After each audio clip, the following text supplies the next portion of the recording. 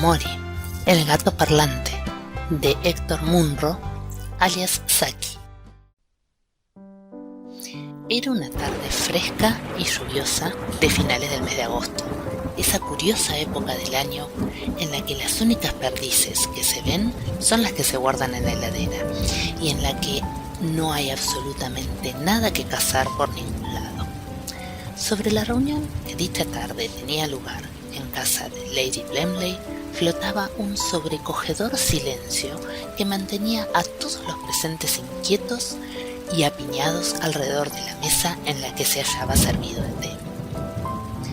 No obstante, a pesar del aburrimiento y la apatía que cabría esperar encontrarse en una reunión como aquella, lo cierto era que no había en los rostros de ninguno de los invitados la menor huella de esa fatigada desesperación que por lo común suelen causar todos estos insoportables conciertos de piano y todas esas aterradoras partidas de bridge a las que tanto se prestan tales ocasiones.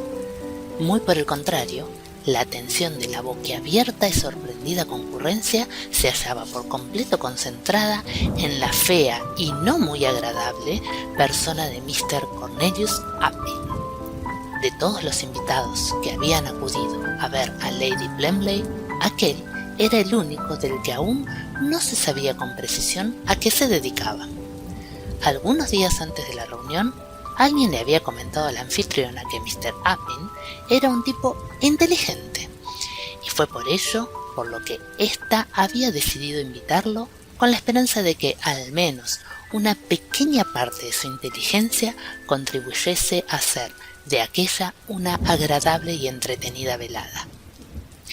Pero hasta que aquella tarde llegó la hora del té, Lady Blemley se había visto completamente incapaz de descubrir en qué sentido, si es que había alguno, merecía aquel hombre tan halagador calificativo.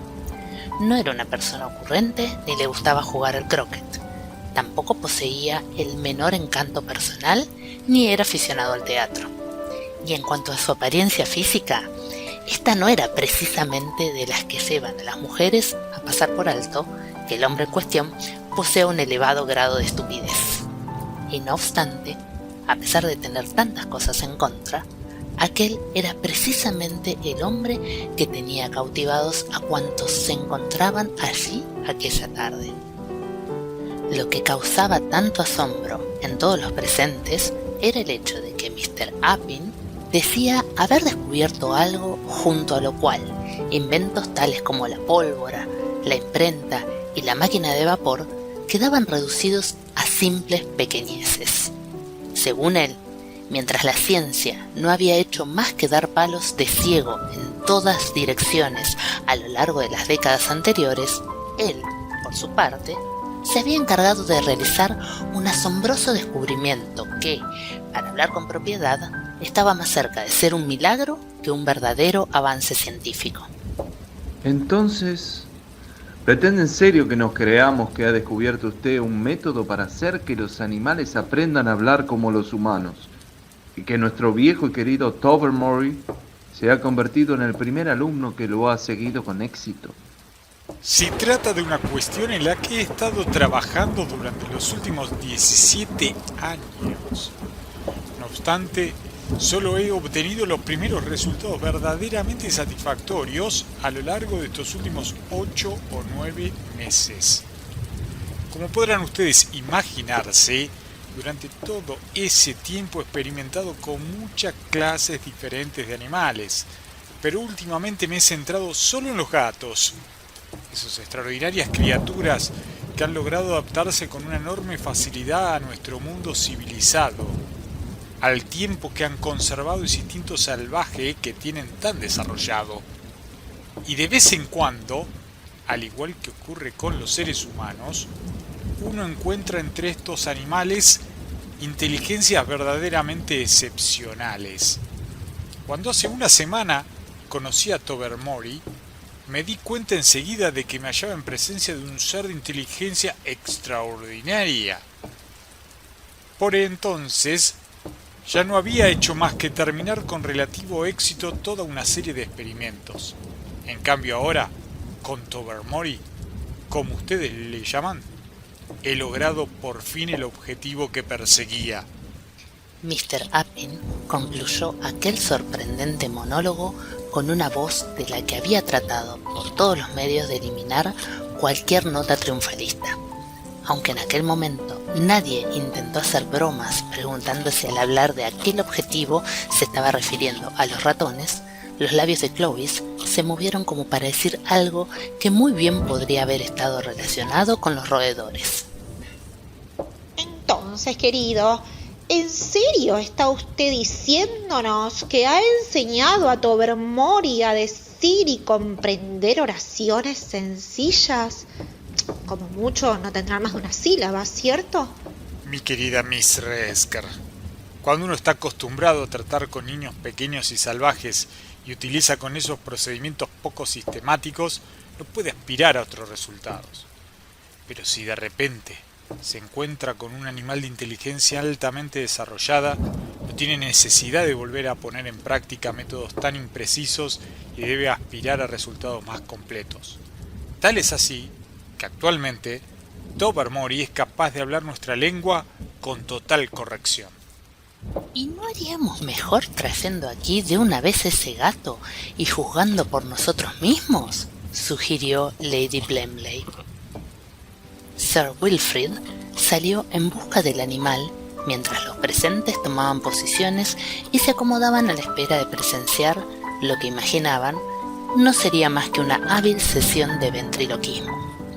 Un minuto después, cuando Sir Wilfrid regresó al salón, su moreno rostro se había vuelto completamente blanco y sus ojos estaban abiertos como platos a causa del asombro. ¡Dios mío! ¡Es cierto! Como su excitación parecía inequívocamente sincera, todos los allí reunidos dieron un respingo de sorpresa en sus sillas debido al creciente interés que había invadido la sala. Tras desplomarse en un sillón, Sir Wilfrid comenzó a respirar con gran dificultad. Lo encontré medio dormido en el cuarto de estar. Y lo llamé para que viniera a tomar el té con nosotros. Él se limitó a volver tranquilamente la cabeza y a mirarme fijamente, tal y como siempre hace. Viendo que no respondía, añadí: «Vamos, Toby, no nos hagas esperar». Y fue entonces cuando ese gato, por Dios, cuando ese gato habló. Arrastrando un poco las palabras como si fuera lo más natural del mundo, me dijo que se acercaría por aquí cuando le diese la gana. Imagínense ustedes, cuando oí aquello estuve a punto de desmayarme. Mientras Mr. Appin no había hecho más que gastar saliva intentando convencer con su largo monólogo a aquella pandilla de incrédulos, aquellas pocas palabras de Sir Wilfrid lograron que todos ellos se convencieran por fin de que lo que se había dicho en aquella habitación no era otra cosa más que la pura verdad. Un coro de exclamaciones asustadas, similar al que debió de oírse cuando la torre de Babel fue derribada por la furia divina, se elevó en la sala, mientras el científico, por su parte, permanecía sentado y en silencio, contemplando aquel intenso alboroto y saboreando las primeras reacciones que acababa de provocar su impresionante descubrimiento. Fue justo entonces, en mitad de aquel exaltado vocerío, cuando Tobermory entró en la sala y fue caminando con mucho cuidado y afectando una premeditada indiferencia, cruzó lentamente la estancia en dirección al grupo que se hallaba sentado alrededor de la mesa. Un embarazoso silencio se apoderó de repente de todos los invitados. No en vano, la posibilidad de dirigirse a un gato doméstico de tan reconocidas habilidades vocales, hablándole de igual a igual, era algo que llegaba a resultar verdaderamente espeluznante.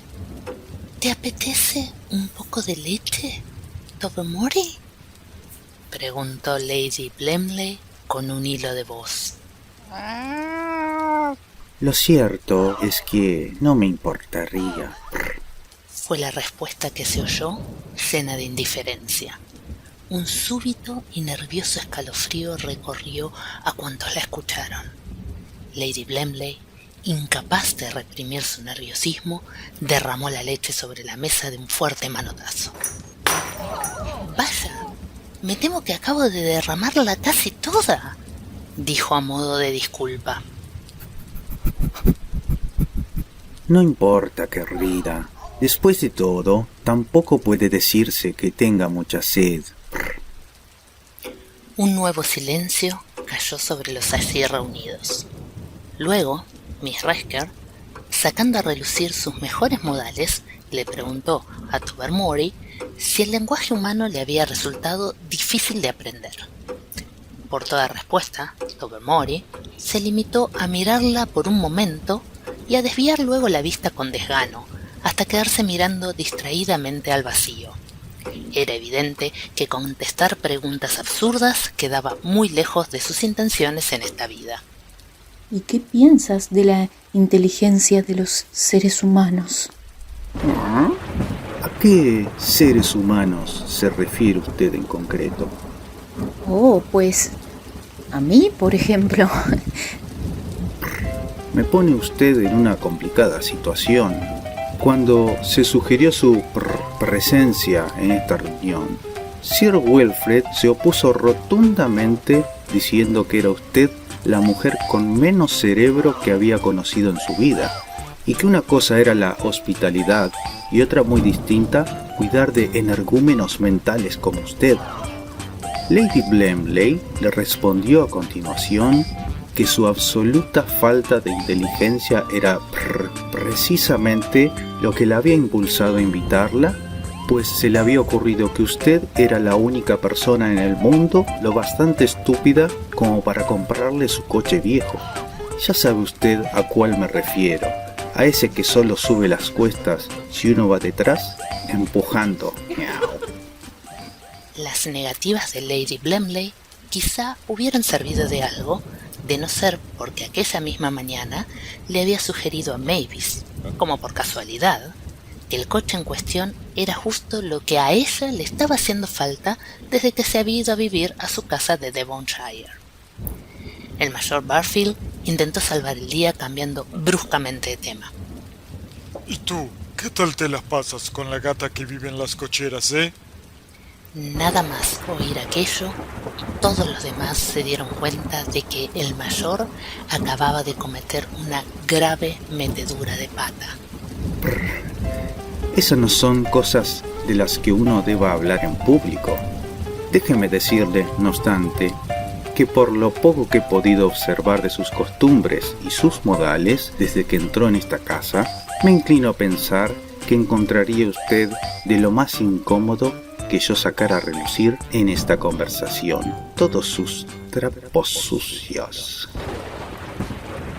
La alarma que siguió a aquellas palabras no afectó solamente al mayor. ¿Por qué no vas y averiguas si la cocinera tiene ya lista tu cena? Se apresuró a sugerir Lady Blemley, fingiendo ignorar el hecho de que todavía quedaban 2 horas para que a Tobermory le pusieran la cena. Gracias. Pero aún es demasiado pronto. Acabo de tomar el té y no quiero morir de una indigestión.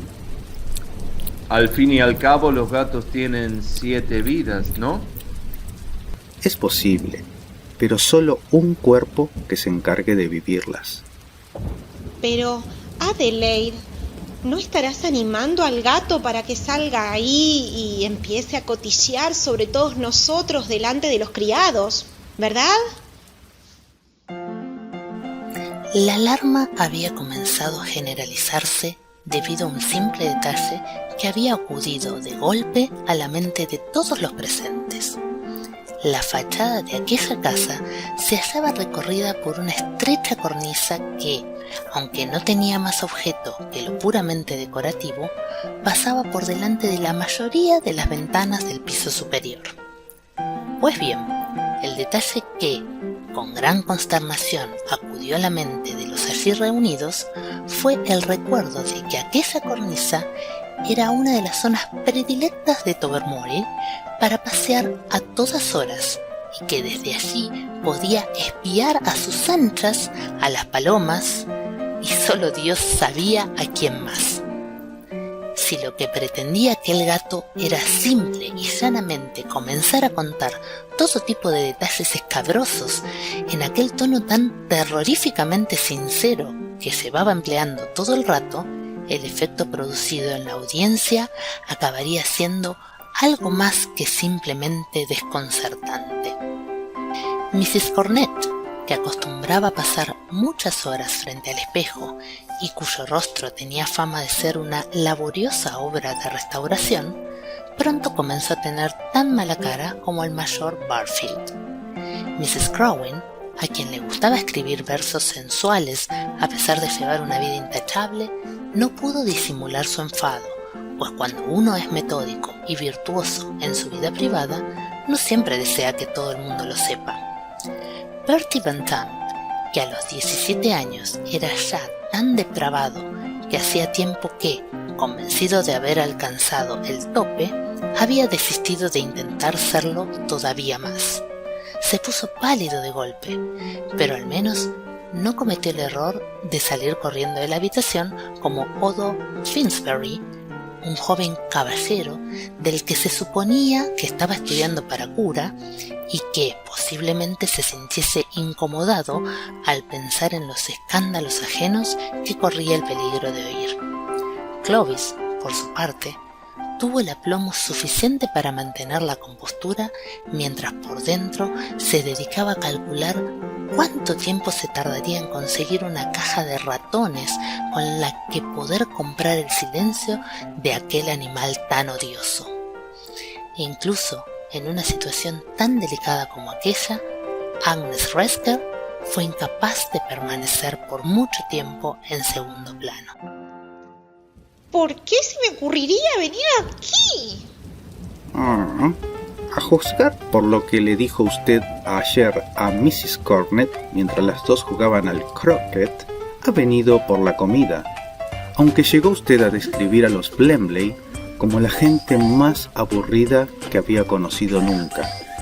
Dijo también que habían sido lo bastante inteligentes como para contratar a una cocinera de primera categoría, y que de no ser por eso, se las verían y se las desearían para lograr que alguien les visitara de vez en cuando. No hay una sola palabra de verdad en todo eso. Que lo diga si no, la señorita Cornett. Mrs. Cornett le repitió más tarde aquel comentario a Bertie Van Zandt y añadió que usted era una auténtica muerta de hambre, que sería capaz de ir a cualquier parte con tal de comer 4 veces al día, a lo que Bertie contestó: Pero entonces, por fortuna para todos los invitados, Tobermory se cayó de golpe. A través de los amplios ventanales había alcanzado a ver fugazmente en el jardín a Tom, el enorme gato amarillo que pertenecía al párroco del lugar, avanzando por entre unos arbustos en dirección al ala del edificio en la que se encontraban las cocheras. En un abrir y cerrar de ojos, Tobermory, lanzándose en persecución de su rival, desapareció por entre las cristaleras abiertas.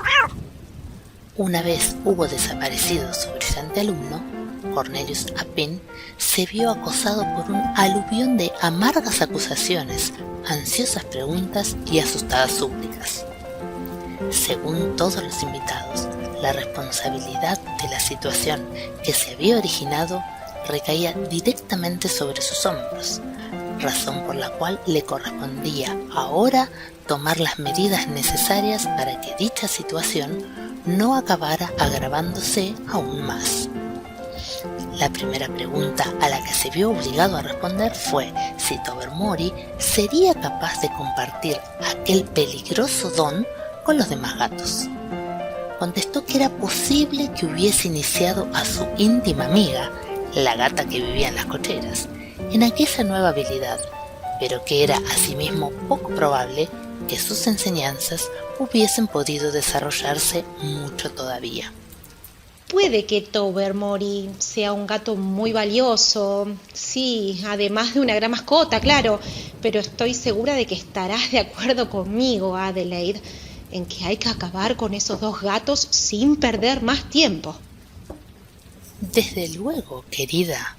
No creerás que he disfrutado lo más mínimo durante el último cuarto de hora, ¿verdad?, dijo Lady Blemley con pesar. Tanto mi marido como yo le tenemos mucho cariño a Tobermory, o al menos se lo teníamos hasta que aprendió esa terrible habilidad. No obstante, eso no quita que ahora lo más importante sea acabar con él cuanto antes. Podríamos ponerle estricnina en la comida. Después yo mismo me acercaré a las cocheras y me encargaré de matar a otro gato. Al cochero no le va a gustar nada tener que deshacerse de su mascota, pero puedo decirle que ha contraído alguna variedad muy contagiosa de sarna y que tenemos miedo de que la enfermedad pueda extenderse a las perreras. Pero en ese caso, mi gran descubrimiento, después de tantos años de trabajo. Por mí, puede usted agarrar sus experimentos e irse a realizarlos con los animales de la granja, que al menos están encerrados y a la vista de todo el mundo. O si lo desea, con elefantes del zoológico. Dicen que son muy inteligentes, ¿eh? Además, para nosotros tenemos la enorme ventaja de que no van a ir por ahí espiando por las ventanas ni escondiéndose debajo de las sillas. Un arcángel que esperase imperturbable para proclamar un fin del mundo que se estuviese posponiendo continuamente, a duras penas hubiera podido sentirse más destrozado que Cornelius Appin ante la pésima acogida que había tenido su maravilloso descubrimiento. Tenía a toda la opinión pública en contra, pero eso no era lo peor. Lo peor era que, tal y como estaban las cosas, corría un riesgo enorme de que los allí presentes decidieran aplicarle también a él la dieta de estrecnina. La escasez de trenes y el imperioso deseo de ver todo aquel asunto solucionado de una vez por todas hicieron que el grupo prolongase su estancia en la casa durante las horas siguientes, a pesar de lo cual la cena de aquella noche no fue lo que se dice un éxito social. Sir Wilfrid había protagonizado una penosa escena con la gata que vivía en las cocheras y, por consiguiente, con su dueño el cochero. Agnes Resker dejó ver claramente que había decidido limitar su comida a un mendrugo de pan duro que estuvo mordiendo durante un largo rato como si se tratara de su peor enemigo. Mavis Pellington permaneció sumida en un rencoroso silencio durante toda la comida. Lady Blemley hizo denodados esfuerzos por distraer a sus invitados con lo que ella pensaba que era una conversación, pero durante todo el tiempo que duró la comida fue completamente incapaz de apartar la mirada de la puerta. Y así el pescado primero y los postres después fueron pasando y no se vio el menor rastro de Tobermory ni en el comedor ni en la cocina. Aquella cena tan sepulcral contrastó visiblemente con la animada vigilia que tuvo lugar más tarde en el cuarto para fumar. Aunque la comida y la bebida habían servido al menos para aportar un respiro a todo el nerviosismo reinante, la partida de bridge no tardó en quedar descartada en aquella velada tan tensa y, tras una lúgubre interpretación de Millicent en el bosque a cargo de Odo Finsbury, todos decidieron tácitamente dejar también a un lado la música. A las 11 los criados se retiraron a dormir, pero no sin antes anunciar que la ventana de la despensa había sido dejada abierta, como era costumbre, para que Tobermory dispusiese de ella a su gusto. Los invitados mataron el tiempo releyendo una y otra vez los últimos números de las revistas del momento. Lady Blemley se dedicó a hacer continuas visitas a la despensa, de las que regresaba siempre con una expresión de desesperación que hablaba por sí misma y que hacía innecesaria toda pregunta. A las 2 en punto, Clovis rompió aquel agobiante silencio. No creo que ese gato aparezca por esta noche.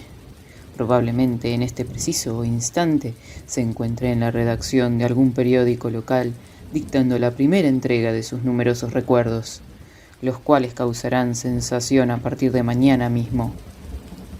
Tras contribuir de aquella manera al optimismo general, Clovis se fue a la cama. Poco a poco, a intervalos regulares, los demás miembros de la reunión fueron imitándole. A la mañana siguiente, los criados que se levantaron para preparar el desayuno respondieron unánimemente a la única pregunta que les fue formulada. Tobermory aún no había aparecido. El desayuno fue aún más desazonador que la cena de la noche anterior. No obstante, poco antes de que aquel tocara su fin, la tensión imperante se vio por fin aliviada cuando un jardinero anunció que acababa de encontrar el cadáver de Tobermory entre unos arbustos. Por los mordiscos que lucía en la garganta y los restos de pelo de color amarillo que podían verse entre sus uñas, parecía evidente que había sucumbido en un desigual combate con aquel enorme gato tras el cual había salido corriendo la tarde anterior. Cuando llegó el mediodía, la mayoría de los invitados ya se habían marchado. Después de comer, Lady Blemley se encontró con los ánimos suficientes para sentarse a escribirle una ofensiva y desagradable carta al párroco del lugar en la que le echaba la culpa a este de la pérdida de Tobermory, su adorada mascota. Tobermory, que había sido el único alumno aventajado de Mr. Appin, se vio condenado a carecer de sucesor.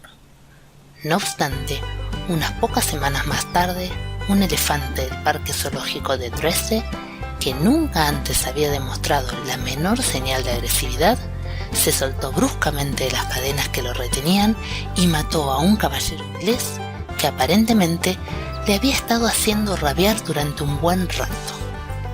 Los periódicos que recogían la noticia no lograban ponerse de acuerdo a la hora de transcribir el apellido de la víctima, que podía ser algo parecido a Appin o Eppelin, pero por lo que respecta a su nombre de pila, este era invariablemente el mismo en todos ellos, y no dejaba lugar a dudas: Cornelius. Si su propósito era enseñarle a hablar alemán a aquel pobre animal, no hay duda que se llevó su merecido. Tobermory, el gato parlante, de Héctor Munro, alias Saki.